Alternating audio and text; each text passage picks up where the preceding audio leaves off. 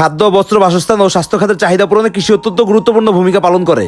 আজ এই পর্যন্তই, ঠিক আছে বাচ্চারা? তোমরা 2টা বাজে সবাই কোচিং এ এসে পড়ো, ঠিক আছে? আচ্ছা, সবাই এখন যাও। আর মাহিম, তুমি দাঁড়াও। কি ব্যাপার মাহিম, তোমাকে না বললাম 1 তারিখ থেকে কোচিং আসতে? তুমি কোচিং আসো না কেন? স্যার, আমার আম্মুর কাছে টাকা নাই।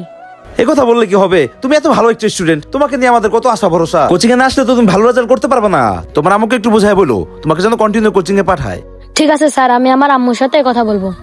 আচ্ছা ঠিক আছে, যাও।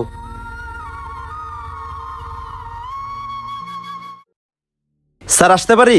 হ্যাঁ ফারুক সাহেব আসেন। স্যার, আপনি কি আমাকে ডাকছিলেন? ফারুক সাহেব, ওই যে মালিহা, তমাল, মাহিন, ওদের যে কোচিং আসার কথা ছিল, ওইটার কি হলো? স্যার, ওদেরকে তো অনেক বুঝাইলাম, ওরা বিভিন্ন বাহানা দেখায় কোচিং আসতে চাইতেছে না। ঠিক আছে, রেজাল্টের সময় দেখবো না, যান। স্যার, ওদেরকে 2-3 সাবজেক্টে ফেল করাই দিয়েন, তাহলে এমনিতেই আসবো না। আচ্ছা ঠিক আছে, যান। আমি তোমাদেরকে যে সাবজেক্টটা বোঝাইলাম, এটা কি তোমরা বুঝতে পারছো? আম্মু, এই যে আমার পরীক্ষার রেজাল্ট। পরীক্ষার রেজাল্ট দেখি তো। কি ব্যাপার মাহিব, তুমি পরীক্ষা ফেল করছো কে? শিয়াবের মতো খারাপ স্টুডেন্ট ওই পাস করছে, কিন্তু আম্মু আমি ফেল করছি। আজকে তোমার স্যারের সাথে আমার ভালো করে বোঝাপড়া আছে, চলো তো যাই। ঠিক আছে, আসো। পোলাটার আমি এত কষ্ট করে নিজে পড়াইছি, তো পোলাটার রেজাল্টটা খারাপ করবো কে?